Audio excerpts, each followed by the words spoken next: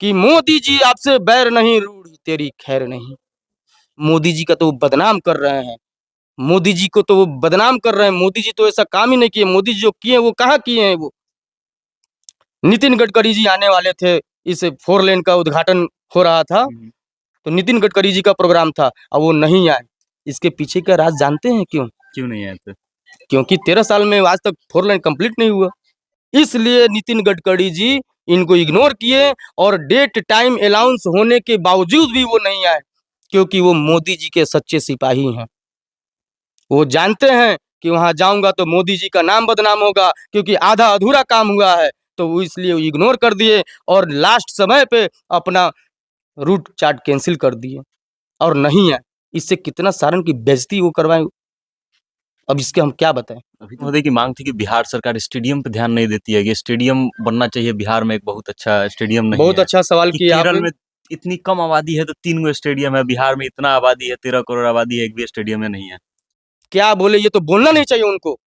ये तो बोलना नहीं चाहिए उनको कि मैं ये कराऊंगा वो कराऊंगा। जो विधायक लड़ झगड़ के एक स्टेडियम पास कराया था अमनौर विधानसभा में, वो भी 21 करोड़ का इंडोर स्टेडियम, फुटबॉल स्टेडियम था, उसको वो कटवाने का काम किए हैं और उसको बनियापुर शिफ्ट करवाए हैं।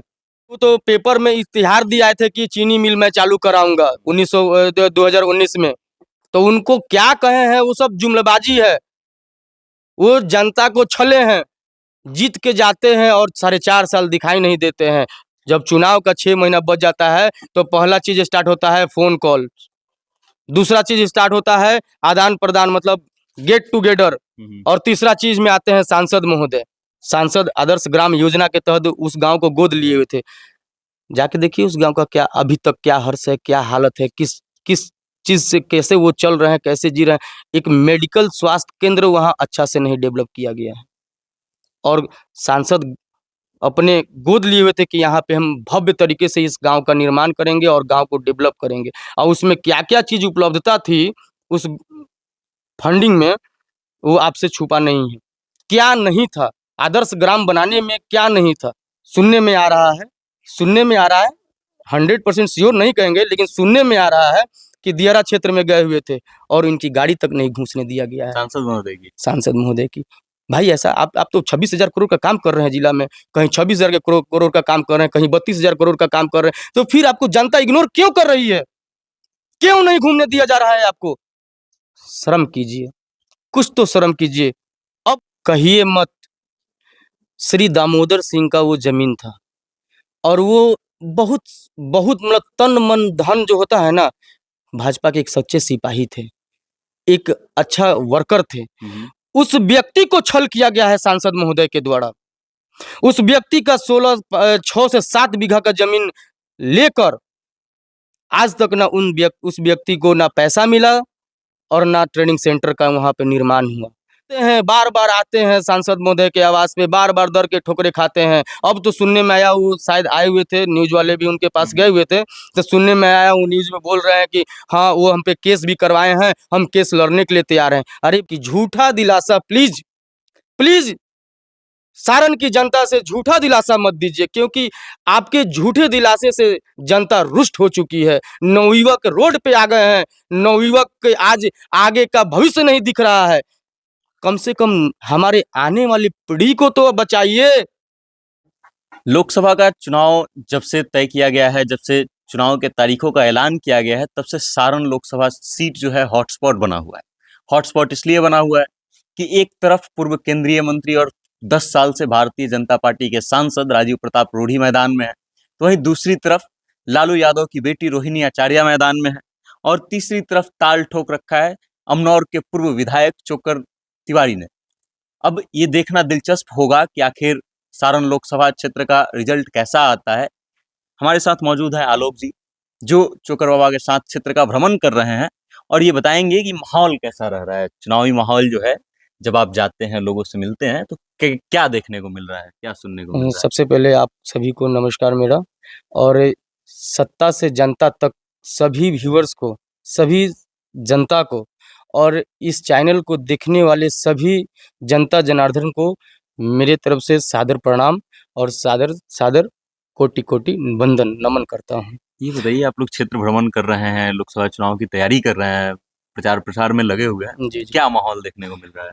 देखिए, माहौल यही है कि 20 साल से जनता अपने आप को ठगा महसूस कर रहा है। सारे पार्टी के लोग आते हैं, जाते हैं, वादा करते हैं, लेकिन वादे पे खरे नहीं उतरते हैं।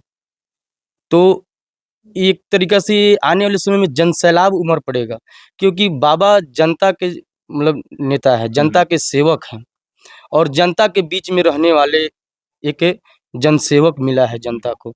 एक मतलब एक कहा नहीं जाता है कि चलो भाई, एक नाव मिला ऐसा जो हमें पार घाट उतार सकता है।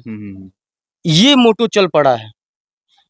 तो जनता का कितना सहयोग लग रहा है? क्या लग रहा है कि माहौल बन गया है, चुनाव जीत जाएँगे शुक्र होगा? देखिए, माहौल तो बन गया है, ये तो आप लोग घूम रहे होंगे तो आप लोग को भी मालूम है कि जनता का एक उम्मीद बन गया है।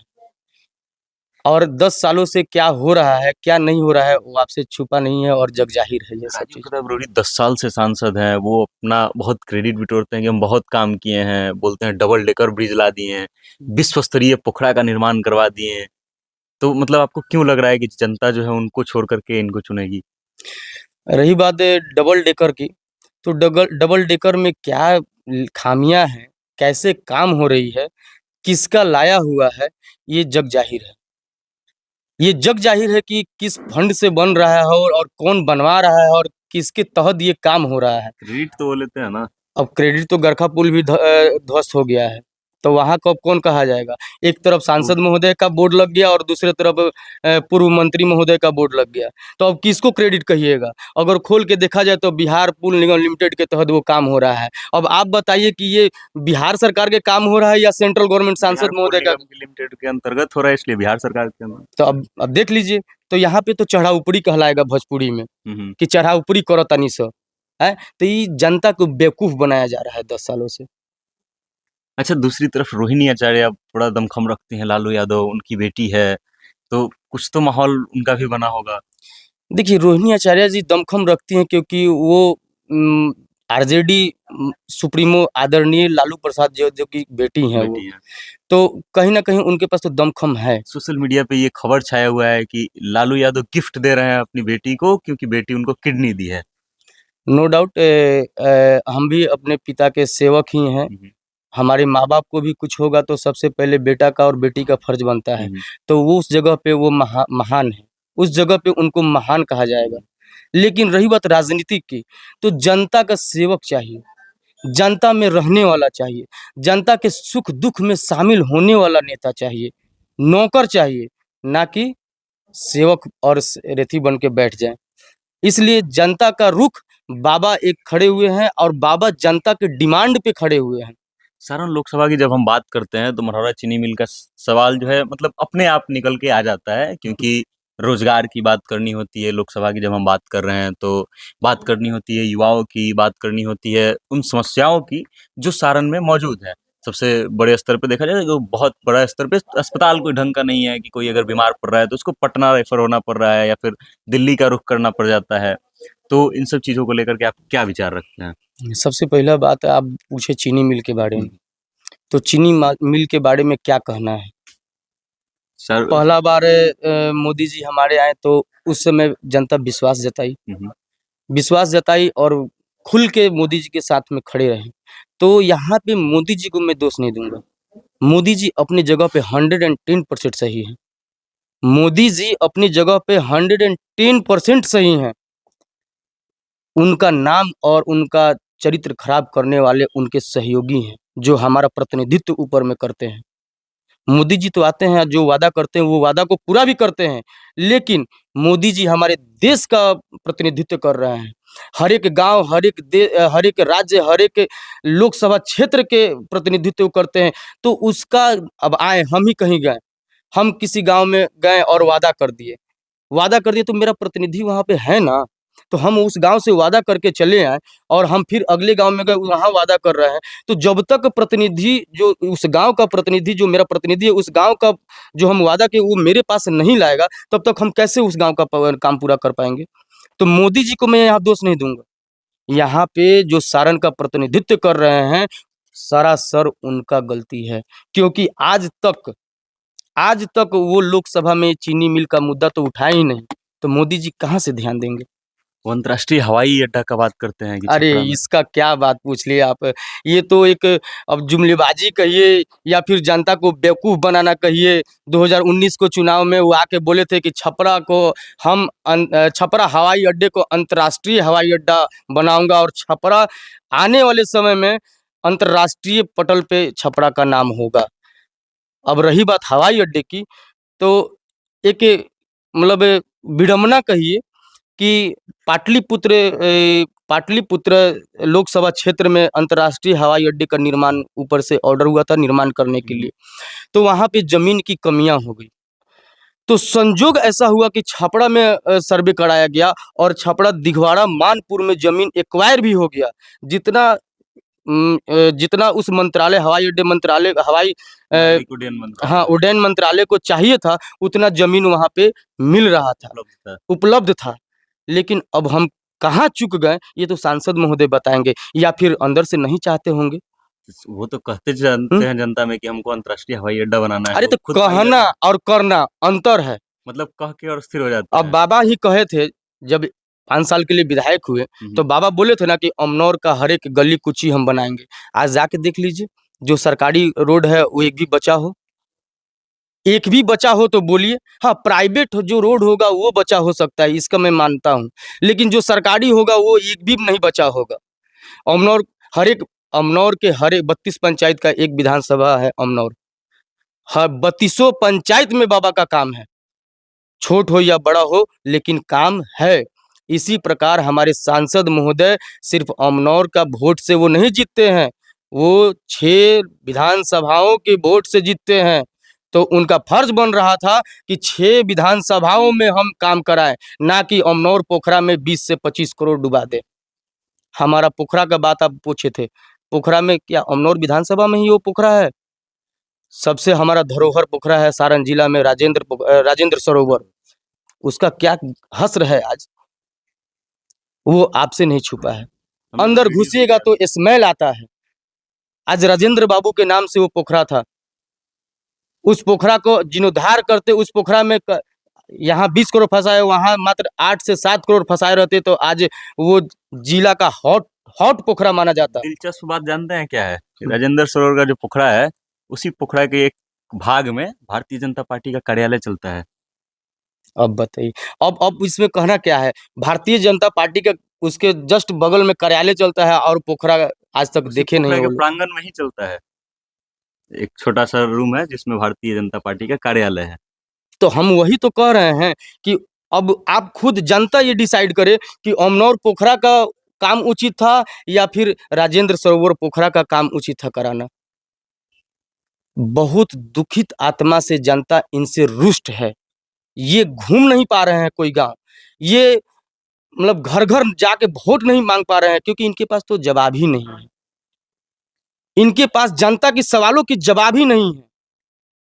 अब सुनने में आ रहा है कि दियरा क्षेत्र में गए हुए थे 2010 में ही वो कौन सा गांव है उसको गोद लिए हुए थे, सांसद आदर्श ग्राम योजना के तहत। सांसद आदर्श ग्राम योजना के तहत उस गांव को गोद लिए हुए थे। जाके देखिए उस गांव का क्या अभी तक क्या हर्ष है, क्या हालत है, किस किस चीज से कैसे वो चल रहे हैं, कैसे जी रहे हैं।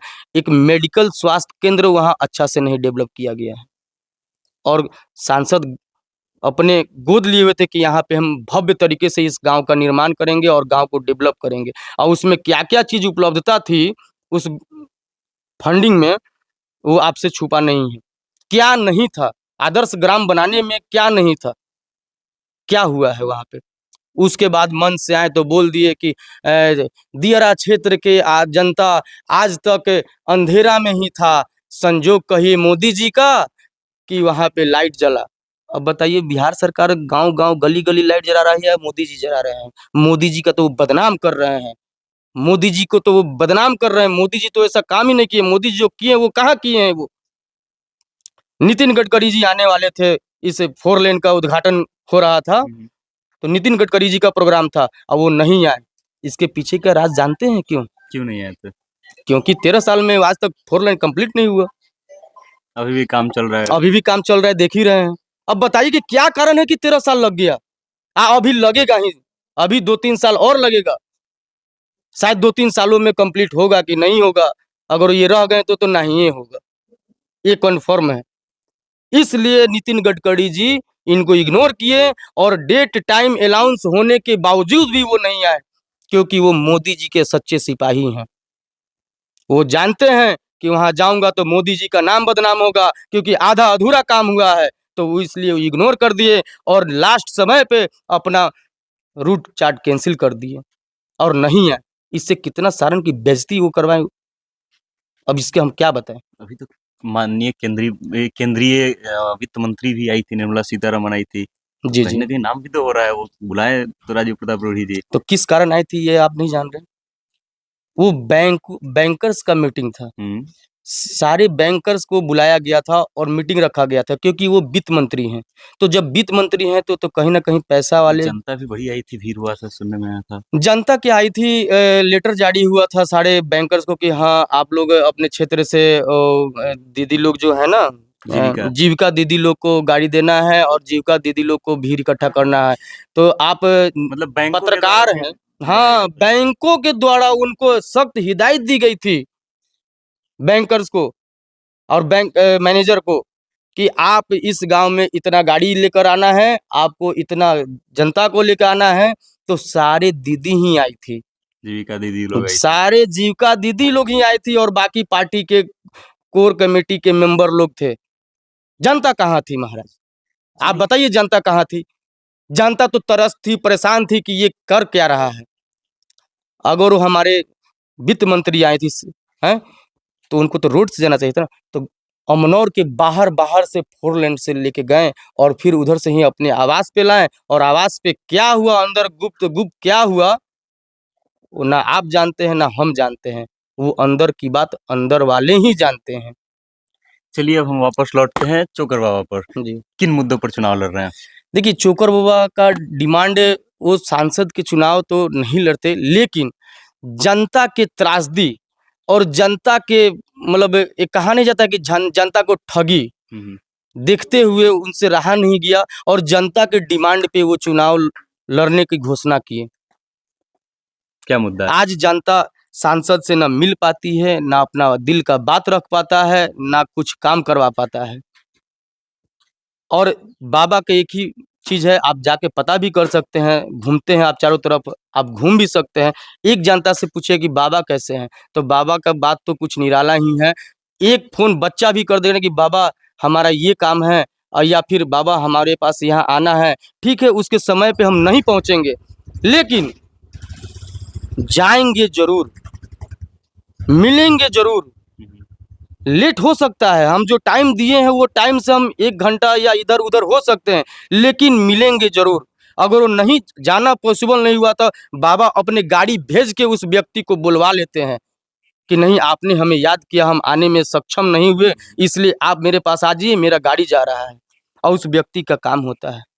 यही अमनौर विधानसभा है, यही अमनौर विधानसभा है कि एक बच्चा आके बाबा को अपने बाइक पे बैठा के ले जाके अपने स्कूल का काम करवाता था। है कोई ऐसा विधायक? है कोई ऐसा जिला में नेता? तो बाबा जनता के डिमांड पे कूदे हुए हैं और जनता के डिमांड पे चुनाव लड़ रहे हैं। ये आने वाले जैसे जैसे चुनाव नजदीक आएगी वैसे वैसे आपको दिखाई पड़ेगा। लोगों अभी से हाँ। सुनने में आ रहा है, सुनने में आ रहा है, 100% श्योर नहीं कहेंगे, लेकिन सुनने में आ रहा है कि दियारा क्षेत्र में गए हुए थे और इनकी गाड़ी तक नहीं घुसने दिया गया है सांसद महोदय की। सांसद महोदय की। भाई ऐसा आप तो 26,000 करोड़ का काम कर रहे हैं जिला में, कहीं 26,000 के करोड़ का काम कर रहे हैं, कहीं 32,000 करोड़ का काम कर रहे हैं, तो फिर आपको जनता इग्नोर क्यों कर रही है? क्यों नहीं घूमने दिया जा रहा है आपको? शर्म कीजिए, कुछ तो शर्म कीजिए। अब तो जनता को मत छलिए, अब तो जनता को झूठा दिलासा मत दीजिए। जनता उब चुकी है, जनता अपने आप को ठगी महसूस कर रही है। जनता एक ही व्यक्ति में अपना जीत देख रही है, वो है चोकर बाबा। और जनता का यही लहर है, ऊपर योगी सारण का योगी चोकर बाबा। तो सारण का योगी बन के दिखाएंगे चोकर बाबा। जनता अगर वो इनके हाथों को इनके मजबूत करती है तो 100% जनता के योगी बनकर दिखाएंगे चोकर बाबा। चोकर बाबा में ये है, यह चीज है। और चोकर बाबा में सबसे बड़ी बात है कि जो वो बोलते हैं वो करते हैं, वो झूठा दिलासा नहीं देते हैं। क्या अपील करना चाहेंगे हम सारण की जनता से? देखिए, सारण की जनता से अपील यही करना चाहते हैं कि आपको उद्योग में ठगी की गई है। छात्र से यही अपील करना चाहते हैं कि छात्र की समय पे आज तक एग्जाम नहीं हुआ यूनिवर्सिटी का, तो छात्र का उम्र लैप्स हो जाता है तब जाकर रिजल्ट आता है। तो छात्र को वहाँ ठगी किया गया है। स्वास्थ्य व्यवस्था लचर है, तो स्वास्थ्य व्यवस्था में भी सुधार करना है। इसके बाद कार्यालयों का ले लीजिए, गरीब का कोई काम नहीं हो पाता है। इधर-उधर उस टेबल से इस टेबल भटकता रह जाता है। तो इसमें सुधार करना है। तो चोकर बाबा के एक ही है कि उद्योग लाना है। हम अपने युवाओं को सारण में ही रोजगार देने की 100% कोशिश करेंगे और कोशिश सफल भी रहेगी। तो एक ये उद्देश्य रहा, एक स्वास्थ्य सुधार करना है वो उद्देश्य रहा, किसानों के हित में काम करना है वो उद्देश्य रहा। मतलब जो वादा करेंगे उस वादे पे खरा उतरेंगे।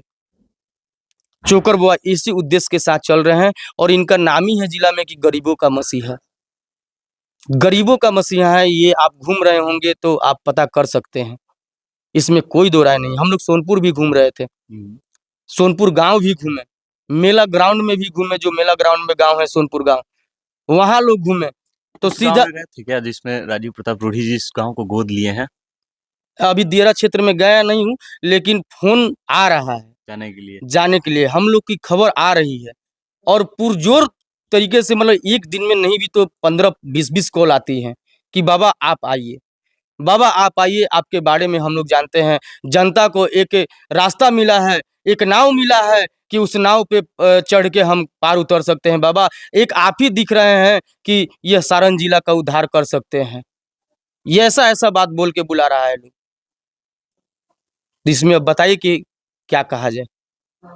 सांसद महोदय जो है जब मंत्री बने थे, जी। केंद्रीय मंत्री, जी। कौशल विकास मंत्रालय जब मिला था तो एक ट्रेनिंग सेंटर का उद्घाटन किए थे बहुत बड़ा सा कि ड्राइविंग सिखाया जाएगा बड़े स्तर पर।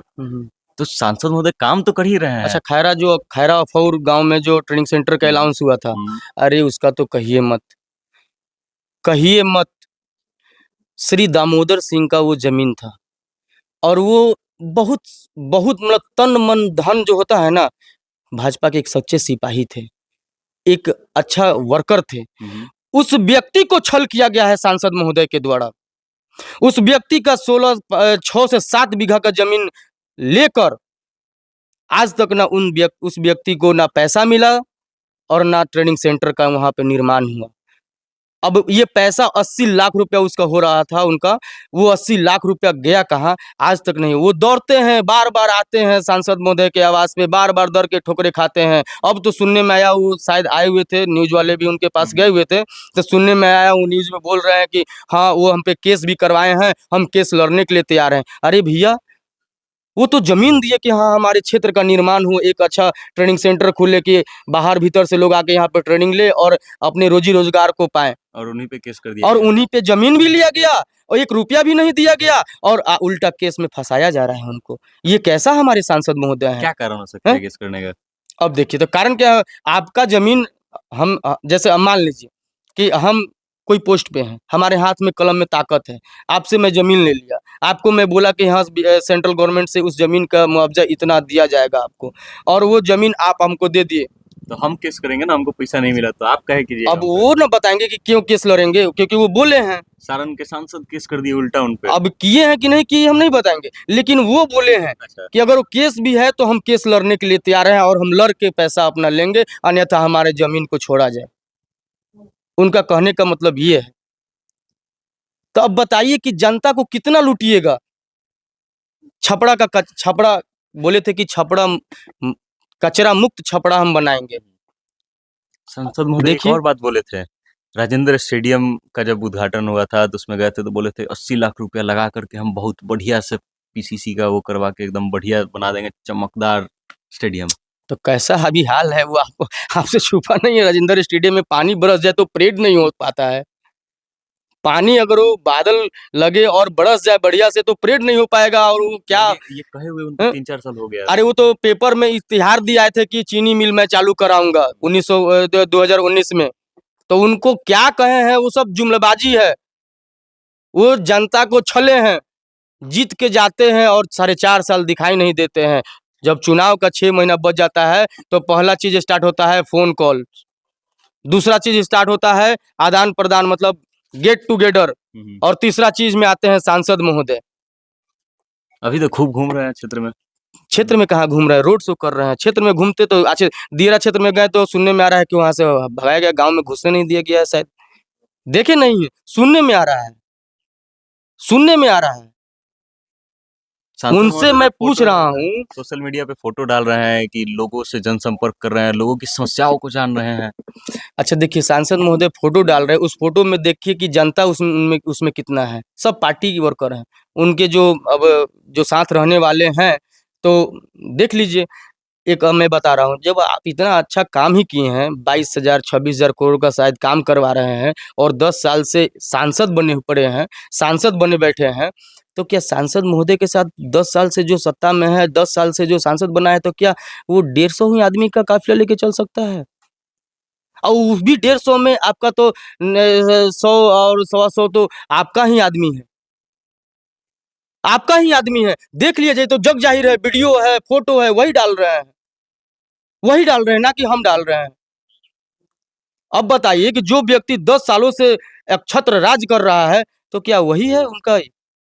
सांसद हम्म? महोदय की मांग थी कि बिहार सरकार स्टेडियम पे ध्यान नहीं देती है, ये स्टेडियम बनना चाहिए बिहार में, एक बहुत अच्छा स्टेडियम नहीं बहुत है। अच्छा सवाल कि किया केरल आपने। में इतनी कम आबादी है तो 3 गो स्टेडियम है, बिहार में इतना आबादी है, 13 करोड़ आबादी है, एक भी स्टेडियम में नहीं है।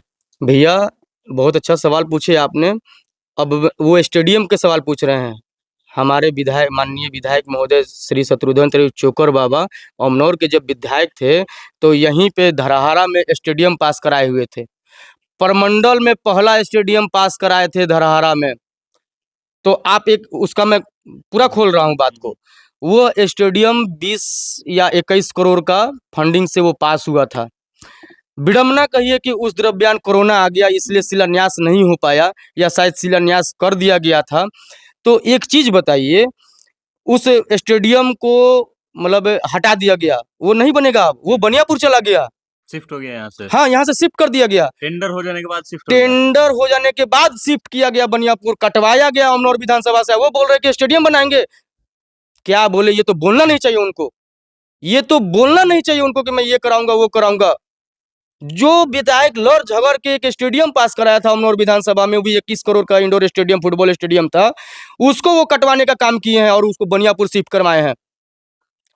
हम बता रहे हैं कि जब बाबा लिखित वे में बिहार सरकार को दिया, कहें कि हमको स्टेडियम चाहिए, तो वहां पे कानूनी रूप से वो प्रक्रिया होने लगा। सीओ यहाँ पे एनओसी लगा के दिया और वहां पे लिखा गया कि हाँ जमीन एक्वायर है, यहाँ पे स्टेडियम खुला जा सकता है। जितना स्टेडियम का जो जरूरत था उतना जमीन एक्वायर था, और सीओ का एनओसी का सर्टिफिकेट गया, तब जाके स्टेडियम पास हुआ। उसके बाद टेंडर जारी हुआ होगा। उसके बाद टेंडर जारी हुआ। अब विडम्बना कहिए कि कोरोना आ गया 2 साल, इसलिए शिलान्यास नहीं हो पाया। और वही विधायक जब बाबा को षड्यंत्र के तहत हराया गया और जब बाबा अपने पद से मुक्त किए गए, तो उन्हीं का आदमी विधायक बना, उन्हीं का सरकार भी रहा। तो ऐसी क्या विडम्बना हो गई कि एक ही सीओ नो ऑब्जेक्शन सर्टिफिकेट दे रहा है, और फिर से आप उस पर सर्वे करा के और उसी को लिख दिए कि हाँ, सीओ से लिखवा दिए कि हाँ यहाँ पे जमीन स्टेडियम लायक नहीं है, और इस तरह करके षड्यंत्र करके स्टेडियम यहाँ से कटवा कर और बनियापुर शिफ्ट किया गया। अब वो स्टेडियम खुलवाने की बात कर रहे हैं। बड़े हैं, उनको अब शब्द बात नहीं हम बोल सकते हैं और ना ही कुछ बोल सकते हैं, लेकिन इतना जरूर कहेंगे कि झूठा दिलासा प्लीज प्लीज सारण की जनता से झूठा दिलासा मत दीजिए, क्योंकि आपके झूठे दिलासे से जनता रुष्ट हो चुकी है। नवयुवक रोड पे आ गए हैं, नवयुवक के आज आगे का भविष्य नहीं दिख रहा है। कम से कम हमारे आने वाली पीढ़ी को तो बचाइए। जो पीढ़ी खत्म हो चुका है उसको तो छोड़िए, लेकिन आने वाली पीढ़ी को तो बचाइए। प्लीज झूठ मत बोलिए और ये झूठा दिलासा मत दीजिए। आपसे जनता उब चुकी है। एक पार्टी के सिंबल लेके चल आने से आप जीत नहीं सकते हैं। क्या लगता है इस बार मात खा जाएंगे? अब मैं बता रहा हूं, सुन, बीजेपी आप भी जानते हैं कि बीजेपी सर्वे कराती है तो टिकट देती है, आंतरिक सर्वे होता है। आंतरिक सर्वे कराती है तो टिकट देती है। सर्वे का परिणाम आप भी जानते हैं, आपसे छुपा नहीं है। सर्वे का परिणाम सारण की जनता तक जानती है। सर्वे में किसका नाम चल रहा था? 2 व्यक्तियों का नाम चल रहा था। इतना मैं कहूँगा, एक आमी और एक यहाँ, 2 व्यक्तियों का नाम चल रहा था। ये कैसा विडंबना हुआ कि हाँ, उन दोनों व्यक्तियों का नाम काट के, और कैसे क्या ये हो गया कि इनको टिकट मिला? तो जनता यही का नाम है कि मोदी जी आपसे बैर नहीं, रूढ़ी तेरी खैर नहीं। मोदी जी आपसे बैर नहीं, रूढ़ी तेरी खैर नहीं। तो बताइए, ये जनता क्यों बोलने पे मजबूर हो गया है? क्यों बोलने पे मजबूर हो गया? जनता तो ये भी बोल रही है कि हाँ ठीक है, 400 पार, 399 है तो भी सरकार मोदी जी का ही रहेगा। मतलब राजीव प्रताप रूढ़ी इस बार हारने वाले हैं ये चुनाव। हम नहीं बोल रहे हैं, हम नहीं बोल रहे हैं।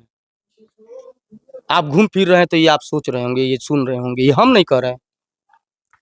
अंत में सारण की जनता से क्या अपील करना चाहते हैं आप? सारण की जनता से ही अपील करना चाहते हैं कि अच्छा जनसेवक आपको मिला है, मौका मिला है। एक तरफ विदेशी ही और एक तरफ हवाई यात्रा ही। दोनों बड़े दमखम वाले नेता हैं। अब देखिए, तो दमखम वाले हैं तो जो इधर उधर से करेगा तो वो तो दमखम रखेगा ही ना। और बाबा जनता के बीच में रह गए और जनता के दुख सुख में रह गए, तो उनके पास क्या है? उनके पास जनता है, जनाधार है। जनता, एक एक व्यक्ति चोकर बाबा बन बैठा है, एक एक व्यक्ति चोकर बाबा बन बैठा है।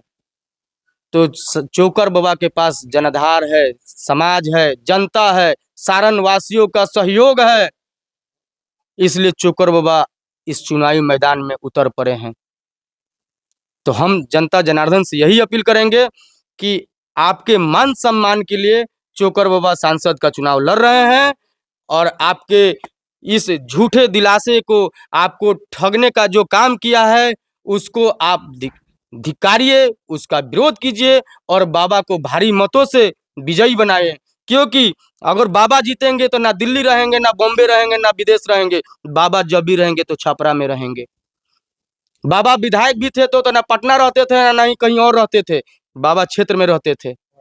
बाबा जब विधायक थे तो विधानसभा जब चलता था तो विधानसभा जैसे ही खत्म होता था, बाबा क्षेत्र छोड़ के अपने क्षेत्र में आ जाते थे। ये जनता से छुपा नहीं, जनता सब देखी हुई है, जनता सब देखी हुई है। इसलिए जनता के एक ही डिमांड है कि चलो, हमको एक जन नेता, जन सेवक मिला है जो जनता के सेवा करता है।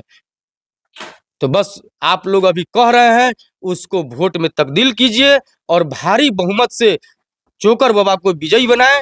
यही आपसे नर्म निवेदन है और अनुरोध है। जात पात पार्टी बेसिस से उठकर एक जनसेवक को चुनिए, एक जनसेवक को चुनिए कि जो आपके सुख दुख में, आपके बच्चे के सुख दुख में, आपके बच्चे के भविष्य बनाने में लगा पड़ा है, उसको चुनिए।